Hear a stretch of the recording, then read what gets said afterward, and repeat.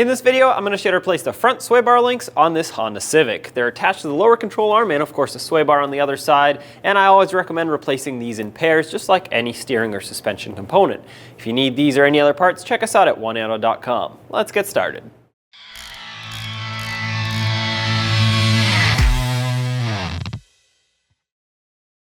Let's remove the wheel. Use a 19mm socket and take off all 5 lug nuts so you can pull the hubcap and the wheel off.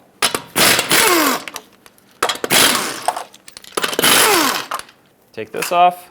If you don't have a hubcap and a steel wheel, it'll just be an aluminum rim. And take the wheel off.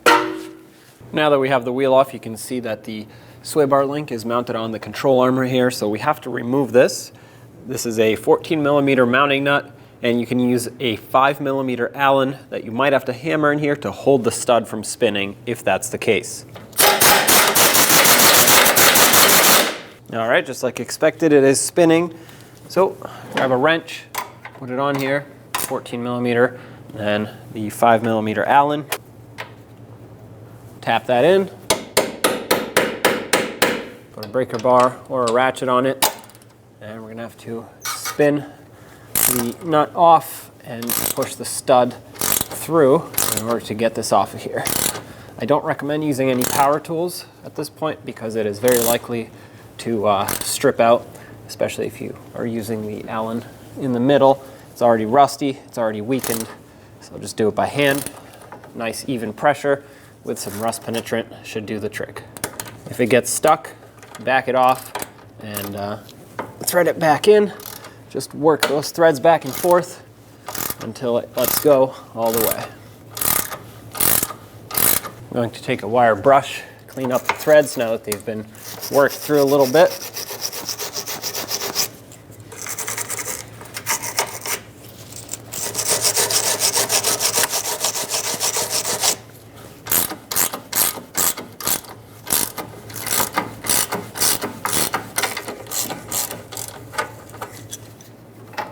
Pull the sway bar link out. With this out, in order to get much better access to the top stud, I recommend doing the same on the other side. Remove it from the control arm, and you would want to do this anyway because I always recommend replacing both left and right sway bar links at the same time. Now with the other side taken apart, you can move the sway bar freely, push it all the way up, and that's going to make it so that you have the most amount of clearance here, so you can stick a socket right onto the stud. Same 5mm Allen with a 14mm on the nut, and if you want, you can bungee cord the sway bar straight up.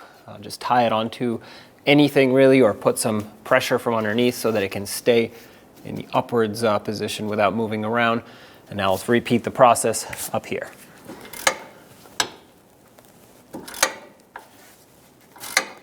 All right, now most likely this is spinning the entire stud, so we'll have to move on to the Allen. I'm going to put a slightly longer wrench on, that'll give me more leverage.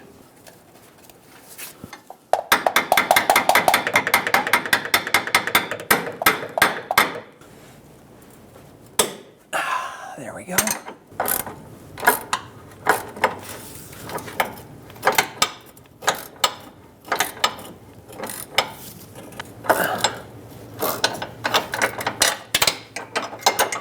All right, the Allen stripped out. It held for a while, but at this point the next best step is to put locking pliers on this side of the threads, and not necessarily on the threads, but there's a little shank here that can take some locking pliers, and that's exactly what I'm going to do.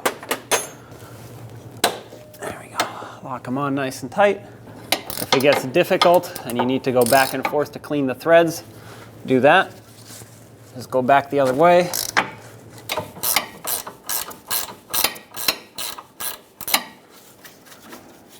There it is. Undo the locking pliers.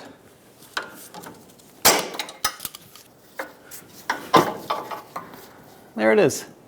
Now if you had your new link, you'd slide it in from the top, put it through the sway bar.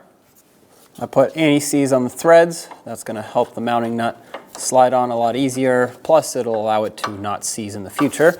And with the mounting nut on, start threading on the nut.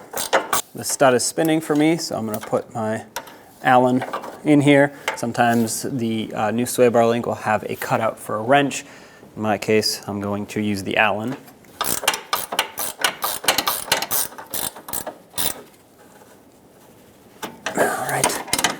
It's nice and tight.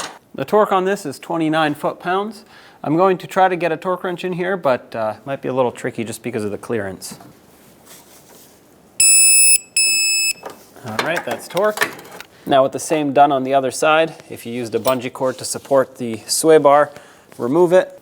Let's get the sway bar link back through the control arm and put the mounting nut back on.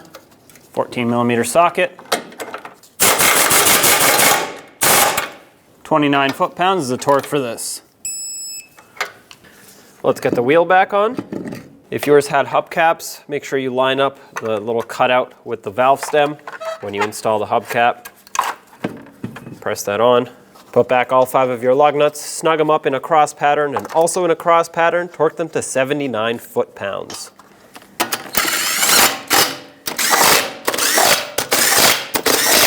Once again, the torque for these is 79 foot-pounds.